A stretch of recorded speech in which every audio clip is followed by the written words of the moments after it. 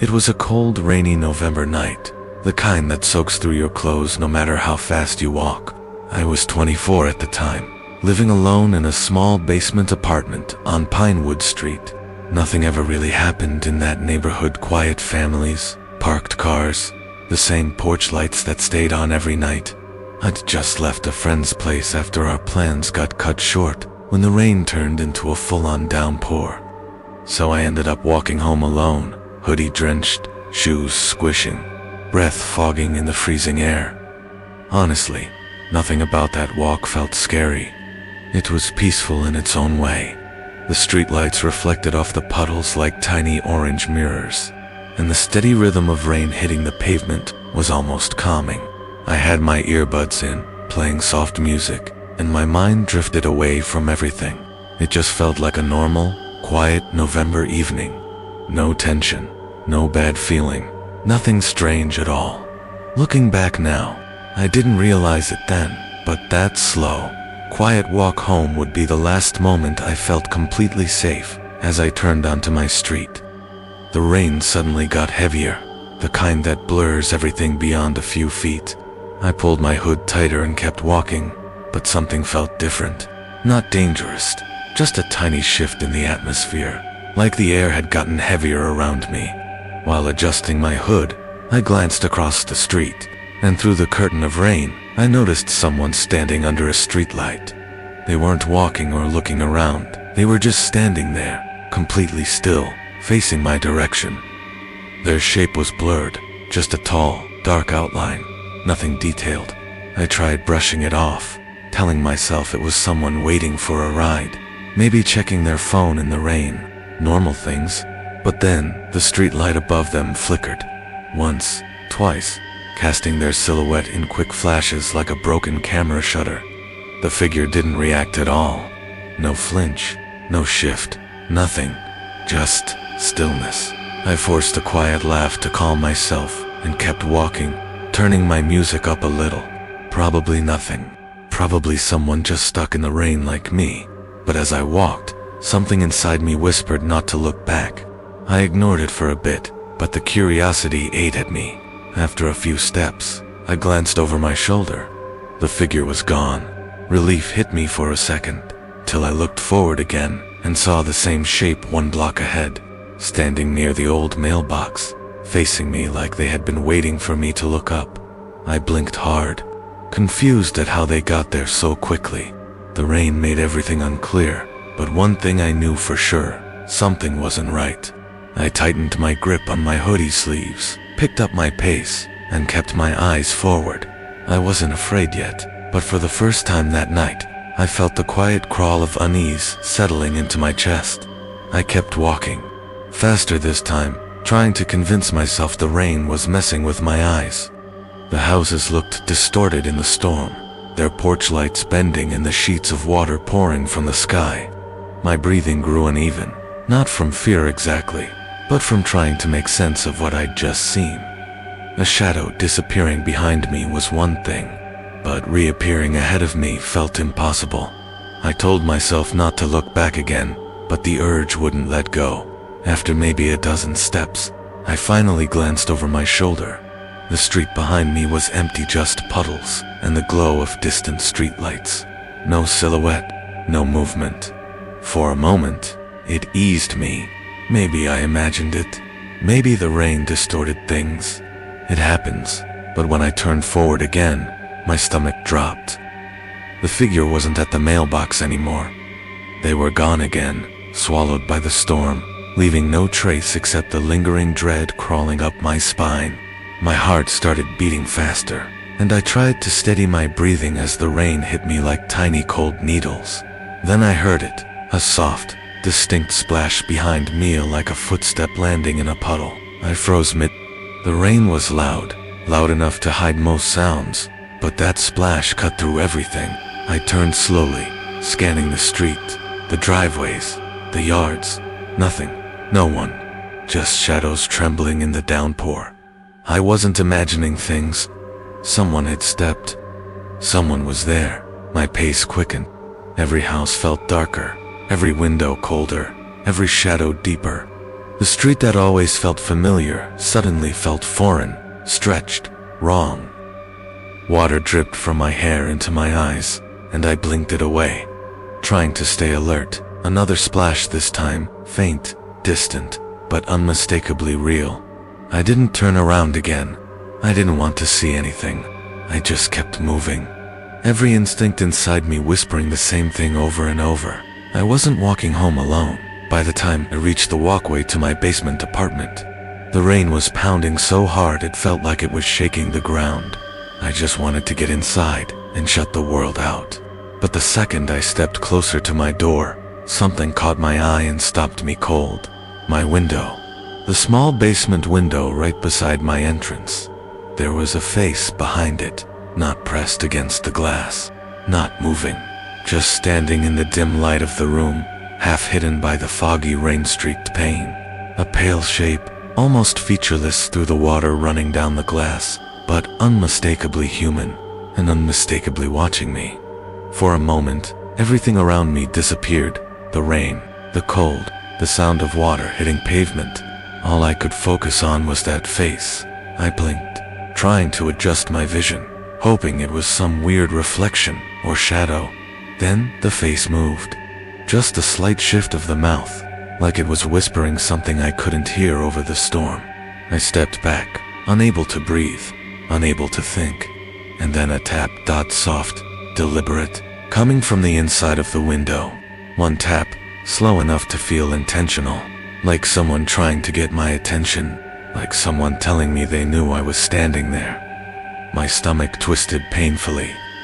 The figure raised a hand and dragged its fingertips down the wet glass, leaving streaks in the condensation that lined up perfectly with where I stood. It wasn't random. It wasn't playful. It was tracing me. Rain dripped into my eyes, blurring everything, but I could still see the pale outline behind the window, still watching, still whispering, still waiting. And that's when it hit me, sharp and cold, as the rain running down my spine. He wasn't outside following me. He had been inside my apartment. The whole time, my whole body went numb, not from the cold rain soaking through my hoodie, but from the realization that the man I'd been trying to escape hadn't been chasing me from the street. He had been waiting for me inside my home. I stumbled backward into a puddle, a splash barely audible under the roar of the storm. My hands shook as I reached into my pocket for my phone, but when I pulled it out, the screen was black. Water had gotten inside. It wouldn't turn on no matter how many times I pressed the button. I looked around desperately, hoping to see a neighbor stepping out for a smoke, or someone arriving home late, anyone who could help. But every house was dark. Every porch was empty. No cars, no voices, not even the flicker of a curtain. The rain swallowed the neighborhood whole, and the sound of it hitting every surface drowned out everything else, including any footsteps that might be approaching. That thought hit me like ice. If he was moving inside, if he was walking closer to my door, I wouldn't hear it. The storm was his cover, not mine. I stared at the window again. The figure had vanished from view, but that only made it worse. If I could see him, at least I'd know where he was. Now, he could be anywhere in the apartment, standing behind the door, hiding near the stairs, waiting in the dark hallway. My breath came out in harsh, uneven clouds, each one shaking more than the last. I stepped farther away from the entrance, my legs trembling so badly I could hardly keep my balance. The neighborhood looked completely unfamiliar in the rain. Every shadow stretched long, every house twisted by the storm into something colder and more hollow than I remembered. My phone was dead. No neighbors were awake. No one could hear me through the rain, and someone inside my home knew exactly where I lived, exactly when I came back, and exactly how long he had to wait. This wasn't an accident. This wasn't a random intruder. Someone had been watching me, choosing the moment. And now I was alone, standing in the storm, realizing the truth I'd been trying not to face. I wasn't being followed anymore. I was being hunted.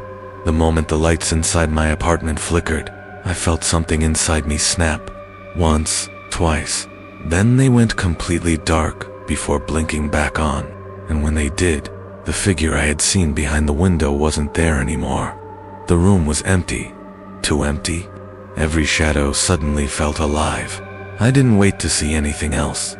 I stepped back again, slipping on the wet pavement, catching myself with trembling hands. My breath came out in short, panicked bursts as I stared at my door. For a few seconds, nothing happened.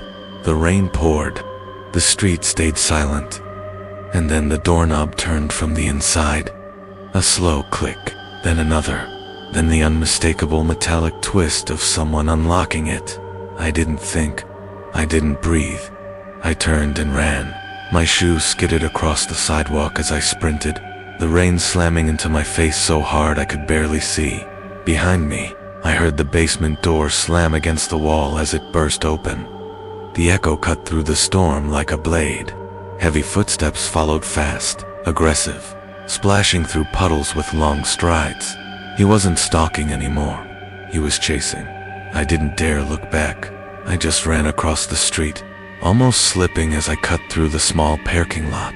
My backpack hit my back with every step, each impact knocking the wind out of me, but I pushed harder.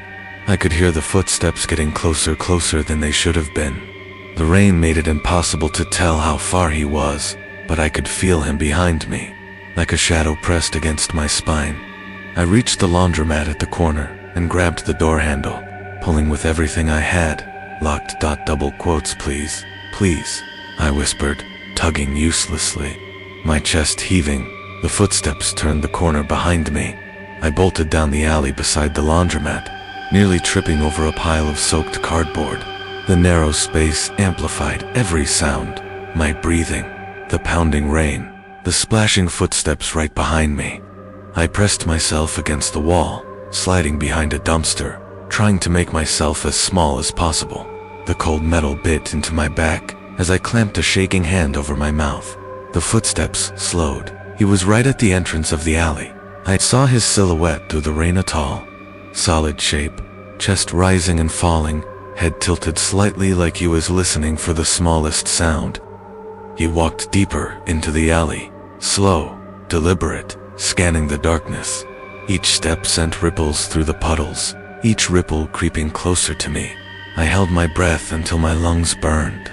My body felt like it would shake apart from fear alone. If he leaned forward even a little, if he crouched or looked down, he'd see me. There was nowhere else to go. No escape. No help. He stopped directly in front of the dumpster. His shadow stretched over me like a blanket of darkness. He didn't move. He didn't speak. He just stood there, listening, waiting, deciding. Then a car horn blared faintly from the main road. He turned his head. He stepped back. Then another step. Then slowly walked out of the alley. Not in a panic. Not frustrated. Just calm. Like he knew this wasn't the last time. I stayed behind the dumpster for what felt like forever. My entire body shaking uncontrollably. When I finally crawled out, my legs were numb, my throat tight, with held-in sobs. I didn't stop running until I reached a street with lights on, until I saw another human being, until I was sure at least for the moment that he wasn't behind me. And only then did I realize I had no idea how long he had been inside my home. The police arrived after I called from a gas station, and even though the rain had finally started to die down, everything still felt muted and hollow. They drove me back to my building and searched my entire basement apartment inch by inch. Every room, every corner, every closet. Nothing. No footprints, no wet floors, no signs of anyone breaking in or leaving. It made no sense. Someone had been in there. I saw him. I watched him move. I heard the doorknob turning from the inside, but the officers kept giving me the same gentle explanations. Shadows. Maybe the storm playing tricks on my eyes. The more they talked, the more I felt like I was suffocating. I didn't step back inside. I didn't even cross the doorway. I just grabbed what I could see from outside and left. I stayed with a friend that night, but I barely slept. Every time the rain hit the window, I felt my chest tighten. 2 days later, I went back with the landlord to pick up a few remaining things. I didn't say it out loud. but even then, I felt like the apartment was watching me. Cold, quiet, empty, too empty. A week later, I moved out completely. I didn't want the rest of my stuff. I wanted distance. I wanted to forget that night ever happened. But about a month after I left, the building manager called. He said the new tenant was having strange complaints. Every night around midnight, the basement window, the same one I saw, that face behind, had long streaks running down the inside of the glass, as if someone was dragging their fingers across it. The tenant swore he heard tapping sometimes too, soft and spaced out, like someone trying not to be noticed. The manager brushed it off as pipes or settling noises, but the tenant said pipes don't sound like someone whispering a name they shouldn't know.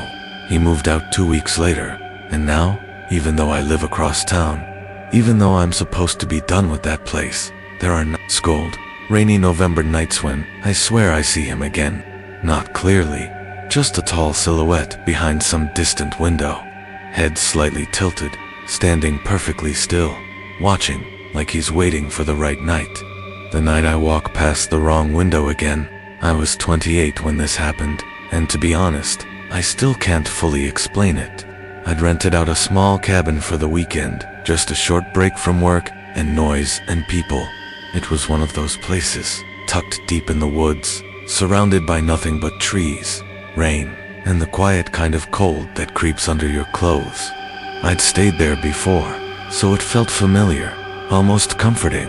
The first evening was simple. Unpack, warm some soup, watch the rain slide down the window while the fireplace crackled softly. Around 10, I stepped outside onto the porch just to breathe in the wet air. That's when I noticed someone walking near the tree line behind the cabin.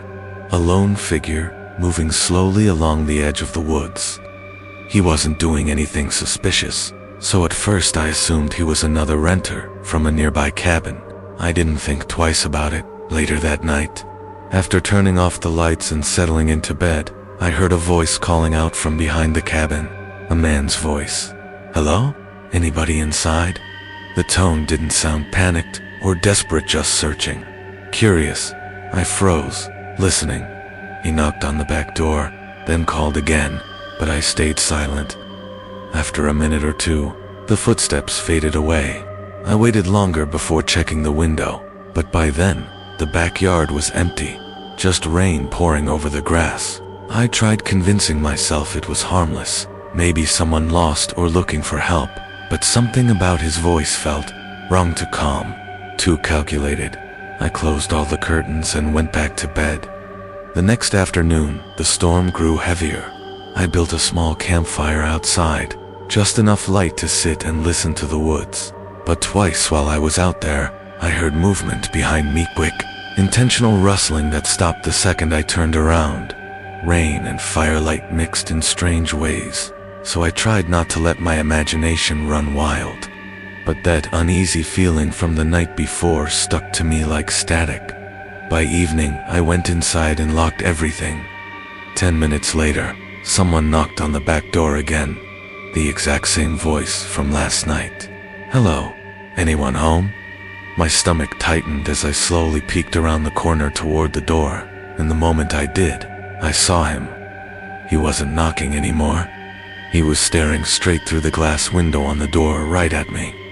His face was pale, eyes wide, his expression a twisted mix of fear and something unhinged. His clothes were soaked through from the rain, but he didn't shiver. He didn't blink. He just stared, breathing too fast, like he wasn't trying to get in, but trying to get me to come out. He whispered, "Open the door. I need to come inside." The tone was wrong, too forceful under the fake softness. I ducked behind the wall and dialed 911, but before the operator even picked up, I heard banging on the bedroom window, fist after fist, each hit harder than the last. He'd moved from the back door to the bedroom in seconds. The banging grew violent, the glass cracking under his fists. I crouched beside the bed, shaking, whispering my vocation to the dispatcher, counting each shattering impact. Then, suddenly, everything went silent. I didn't dare move. The cabin felt like it was holding its breath with me. When the police arrived, the man was gone.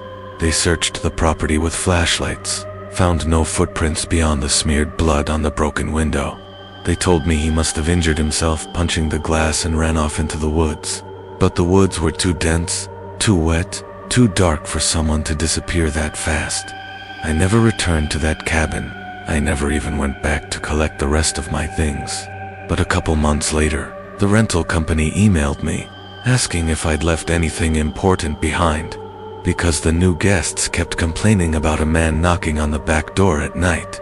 A pale-faced man, soaked from the rain, calling out softly, asking if anyone was inside. And the worst part, one guest said he didn't seem lost or confused. He seemed like he was waiting for someone specific, someone who hadn't come back yet. Last November, right at the end of fall, our town got hit with one of the heaviest rainstorms I'd ever seen. I was 23 then, living alone in a duplex near the edge of a small forest. It was a normal evening for me, hot tea, a blanket, and a show playing in the background while the rain hammered against the windows. Kids had been trick-or-treating earlier, but by 7 p.m., the storm had gotten so bad that no one was left outside. I assumed Halloween was pretty much over around that time. I got up to check the front door before heading upstairs for the night. That's when I noticed something strange.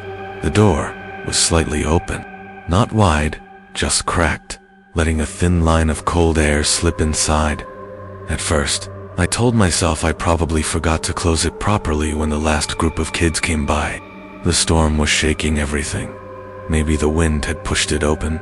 I closed it and locked it, brushed it off, and went back to the couch. But after a few minutes, the uneasy feeling stayed with me. I got up again and opened the curtains near the window to look outside. The yard was empty, just a blur of rain bouncing off the ground.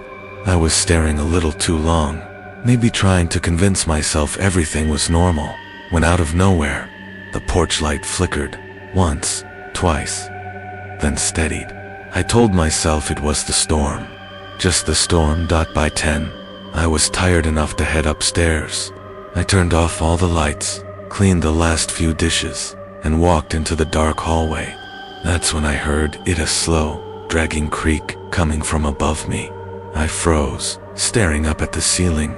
It sounded like a door being pushed open somewhere upstairs. I tried to rationalize it. Old house, wind, temperature change, anything but the obvious.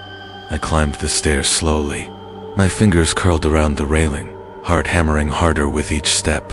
When I reached my bedroom, I stopped so abruptly that my foot slipped on the top stair. The closet door, the one I swear I closed earlier, was standing wide open, just like the front door. My stomach dropped. I walked toward it slowly, using my phone flashlight to check inside. Nothing. No boxes moved, no clothes disturbed, just empty darkness. My mind raced between logic and fear, trying to connect dots that refused to fit together. I closed the closet door, locked my bedroom door, and started pacing the room, trying to calm myself down. That's when I saw a shadow move under the crack of the bedroom door, a long, narrow shape, blocking the light from the hallway. Someone was standing on the other side. I didn't breathe. I didn't blink. I just stared at the shadow, silently begging it to move away. After what felt like forever, the doorknob twitched, clicking quietly against the lock. Once, then again, like someone was testing it, or waiting to hear if I would react. The shadow lingered a moment longer, then slowly pulled away, disappearing from the strip of light. My hands shook as I dialed 911, whispering so quietly I wasn't sure the operator could even hear me. I kept my eyes on the door the whole time, listening for footsteps, for movement, for anything. But the house went completely silent. The police arrived within minutes and searched the entire place. No broken windows, no footprints, no sign of forced entry, nothing stolen, nothing disturbed, like nobody had been there at all. They told me shadows in storms can play tricks on the eyes. They told me the sound of doors opening might have been the wind. They told me the open front door could have been my mistake. Except, the next morning, When I finally worked up the nerve to go downstairs, something new waited for me by the front door. A small, handheld voice recorder.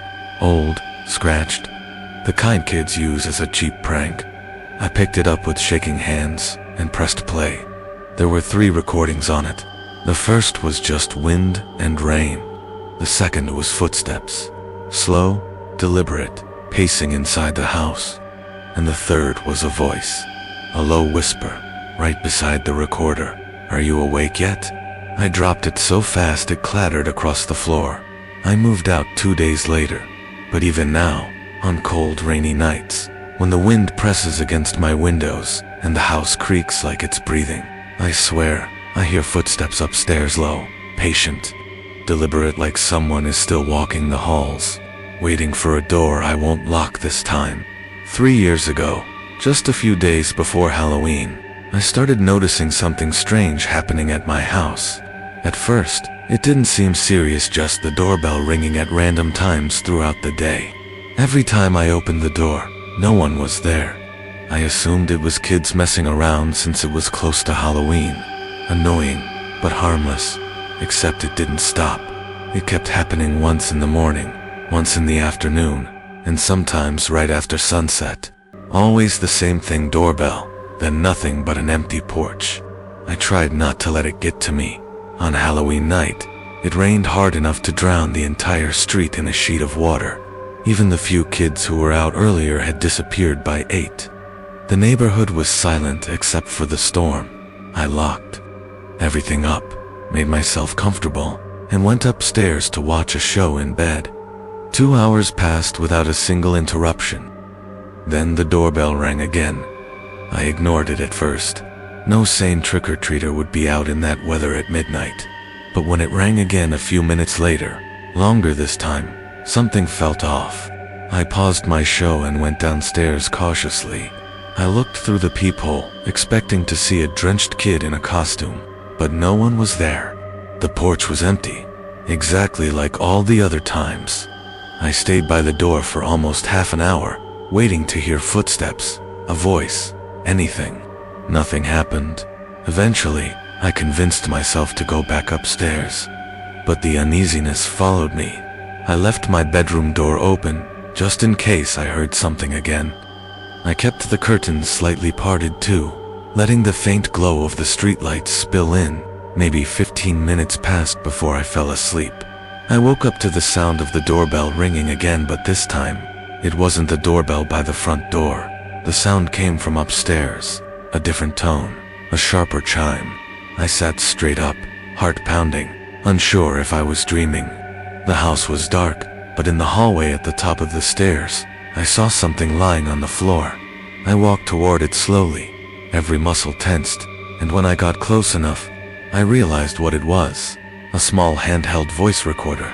I stared at it, confused. I hadn't seen it before. I reached down to pick it up, hesitating, terrified of what might be on it, and the second my fingers touched it, it made the same chiming doorbell sound that woke me up. I dropped it immediately. That's when I heard the thumps behind me. Slow, heavy, muffled thumps coming from the hallway closet.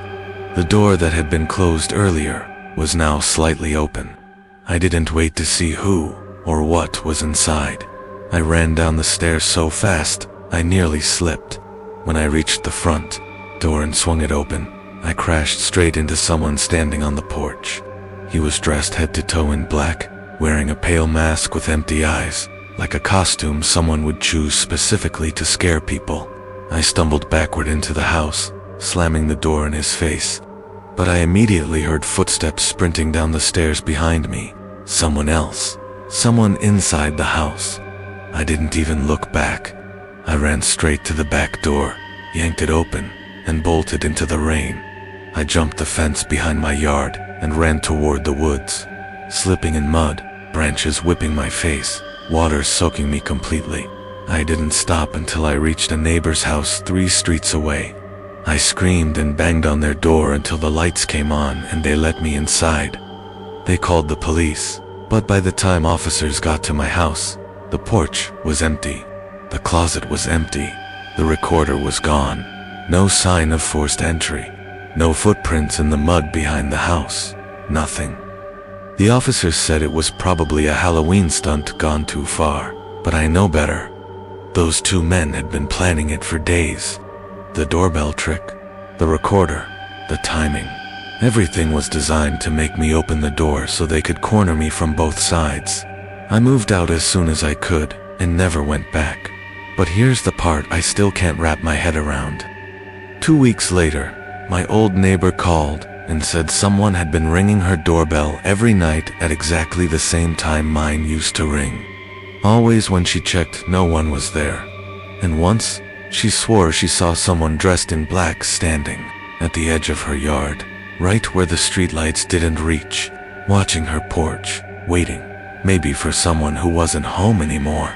I was 26 when this happened, working a late-night shift at a small grocery store on the edge of town. Halloween didn't mean much to me anymore. No parties, no costumes, just another work shift from 10 p.m. to 6 a.m. The storm that night was relentless, rain hammering the roof so loudly it felt like the aisles were shaking. By the time I parked and walked to the entrance, the parking lot was already empty. Not even late, trick-or-treaters lingering around. As I unlocked the front door to let myself in, I noticed a few figures standing near the side of the building. 4 of them, wearing dark costumes that looked soaked from the rain.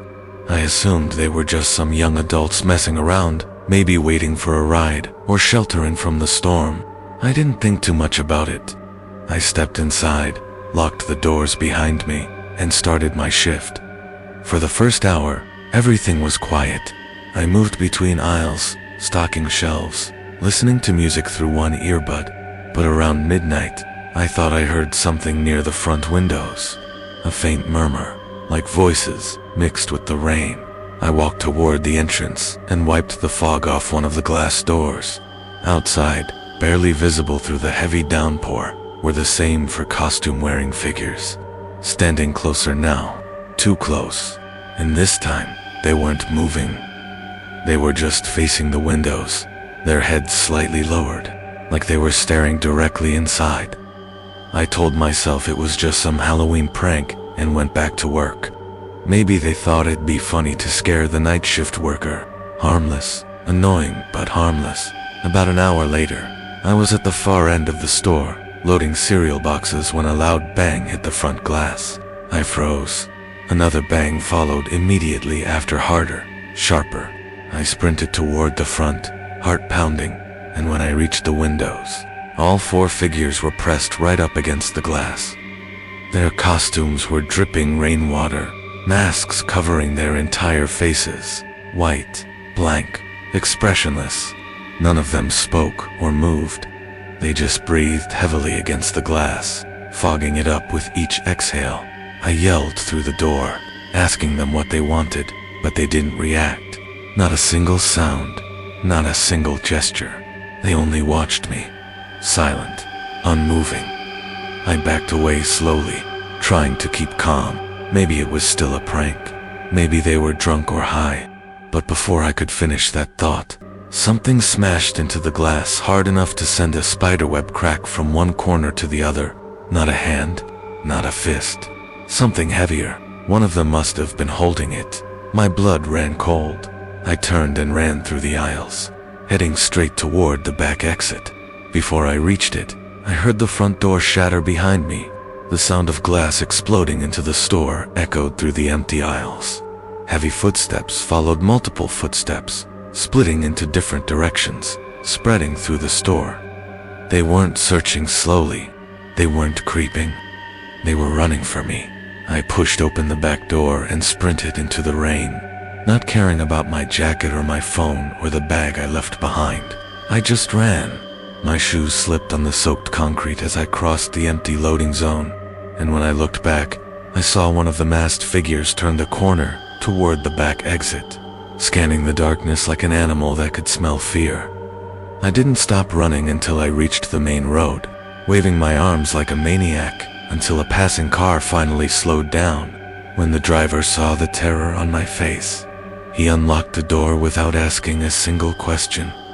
The police arrived at the store within minutes, but the men were gone. Security footage showed exactly what I expected. The four masked figures pacing around the building for almost 2 hours, before smashing the front door and splitting up to search for me. They didn't take anything.